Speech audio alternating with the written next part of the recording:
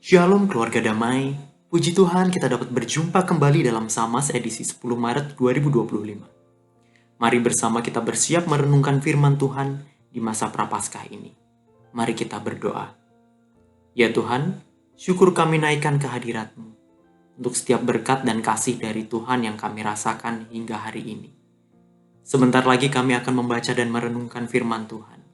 Kiranya Tuhan yang membantu dan memberkati kami melalui Samas ini. Terima kasih ya Tuhan, di dalam nama Tuhan Yesus kami berdoa. Amin. Keluarga damai, bacaan Samas kita hari ini terambil dari Lukas pasal yang keempat, ayat yang pertama sampai dengan yang keempat.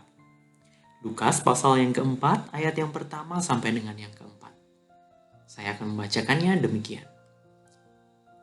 Yesus yang penuh dengan Roh Kudus kembali dari sungai Yordan, lalu dibawa oleh Roh Kudus ke padang gurun. 40 hari lamanya ia dicobai iblis. Selama hari-hari itu, ia tidak makan apa-apa. Dan setelah itu, ia lapar. Berkatalah iblis kepadanya, "Jika engkau anak Allah, perintahkanlah batu ini menjadi roti." Jawab Yesus kepadanya, "Ada tertulis, manusia hidup bukan dari roti saja." Nah demikian bacaan kita pada hari ini. Keluarga damai, setelah membaca cerita tentang pencobaan di padang gurun, masih ingatkah berapa kali Tuhan Yesus dicobai oleh iblis? Nah yang ingat biasanya bisa langsung menjawab, ada 3 kali. Itu betul. Dan kalau dibaca pelan-pelan, dituliskan juga di sana bahwa ada 40 hari lamanya Tuhan Yesus dicobai oleh iblis. 3 diantaranya ditulis dan diceritakan kepada kita.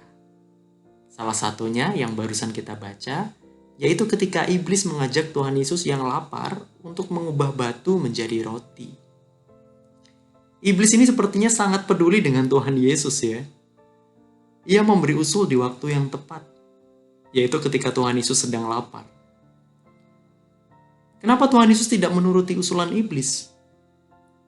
Bukankah sebenarnya itu sangat mudah untuk beliau lakukan? Roti dari tepung yang mengembang itu bisa buat kita kenyang. Nah, apalagi ini roti yang dibuat dari batu gitu. Sepertinya bisa bikin perut lebih full, gitu. Lebih kerasa kenyangnya mestinya ya. Tetapi ternyata Tuhan Yesus justru menjawab, manusia hidup bukan dari roti saja. Keluarga damai, iblis memang cerdik. Ia memang sangat pintar bermain dengan kata-kata. Terbukti Hawa dan Adam berhasil terkecoh olehnya. Sekarang ia coba lagi kepada Tuhan Yesus. Iblis mengawali usulannya yang baik itu dan yang bisa bikin kenyang itu dengan kalimat, "Jika engkau anak Allah." Kalimat ini menjadi pembuka yang bagus rasanya dari iblis ya. Karena iblis bukan sedang mempertanyakan tentang identitas Tuhan Yesus sebagai anak Allah. Iblis tentu tahu siapa Tuhan Yesus. Tetapi kalau dibaca-baca, nampaknya iblis sedang mencoba menggoda dan menantang Tuhan Yesus berkaitan dengan identitas dirinya. Cara ini sepertinya juga tidak asing dalam kehidupan kita sehari-hari. Polanya bisa seperti ini. Kalau kamu memang bla bla bla bla, maka bla bla bla bla. Misalnya ada yang bilang, kalau kamu memang berani, ya cobalah berantem sama dia, lawan dia. Kita lihat siapa yang menang. Kalau kamu emang ganteng, cobalah ambil hatinya. Bisa nggak? Kalau kau memang pintar, memang lebih hebat, cobalah kalahin dia. Dan lain sebagainya. Itu mungkin dari anak-anak kecil, mungkin sampai entah kita dewasa, mungkin barangkali masih ada ya. Nah, seberapa banyak anak-anak atau orang-orang yang jadi terpancing dengan kata-kata seperti itu? Seolah ingin membuktikan diri. Dan juga untuk menjaga harga diri. Nanti takut kalau dibilang, wah cemen banget kamu. Ah, penakut kamu. Ah, ternyata kamu itu cuma segitu ya keberanianmu. Nah, jadi iblis bukan sedang membantu, tapi mencoba membuat Tuhan Yesus terpancing dan melakukan itu. Tetapi saat itu juga Tuhan Yesus tahu dan mengajarkan kita suatu hal, yaitu bahwa sesuatu yang bukan berdasarkan perintah Bapa tidak perlu dan tidak harus dilakukan. Keluarga damai, iblis berusaha membuat kita untuk mengikuti apa yang disampaikannya. Iblis bisa memanfaatkan sesuatu yang berharga yang kita miliki. Iblis tahu bahwa status anak Allah adalah sesuatu yang berharga yang Tuhan Yesus miliki. Maka dari itu ia berusaha menggunakan itu untuk membuat Tuhan Yesus mengikuti apa yang diinginkannya, yang diinginkan oleh iblis.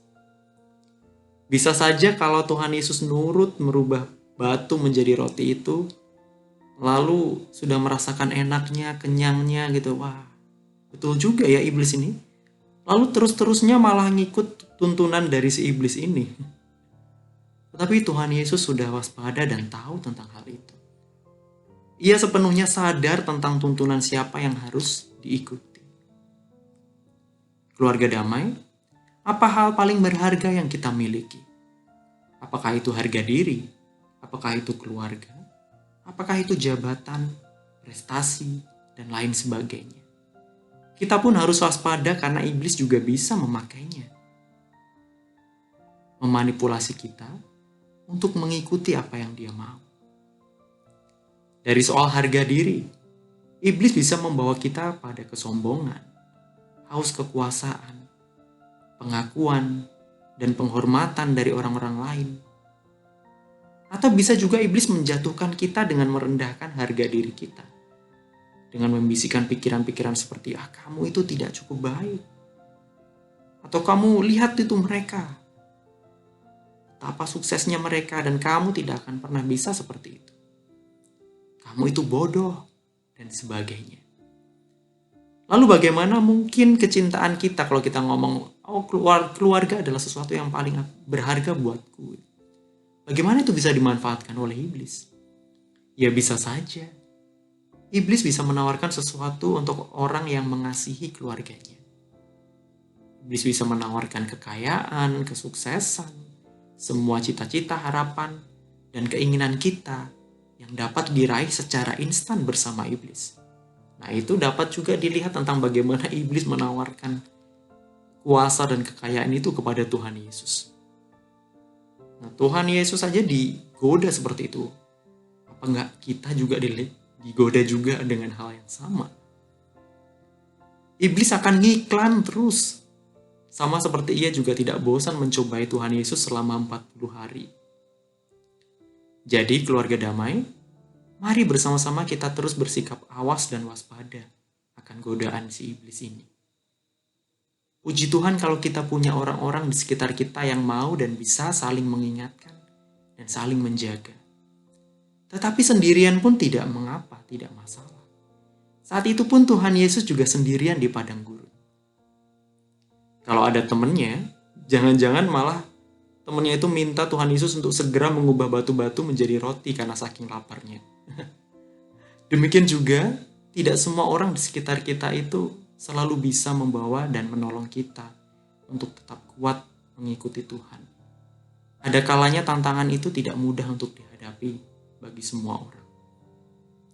Namun di dalam setiap hal, mari kita juga berusaha untuk memegang firman Tuhan.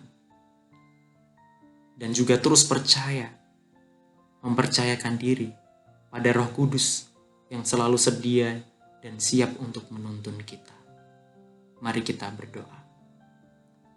Ya Tuhan, terima kasih untuk firman yang Tuhan berikan kepada kami hari ini. Pencobaan dari si iblis bisa tiada henti hadir dalam hidup ini. Namun kami pun percaya, kami mau percaya bahwa Tuhan tidak pernah meninggalkan kami. Dan bahwa tidak ada satupun dalam dunia ini yang dapat memisahkan kami dari kasih Tuhan. Roh Kudus juga yang kiranya selalu menguatkan dan membimbing kami. Terima kasih ya Tuhan. Di dalam nama Tuhan Yesus kami berdoa. Amin.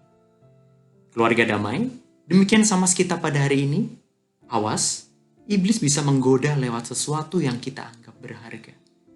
Tetap waspada dan selalu berjaga-jaga.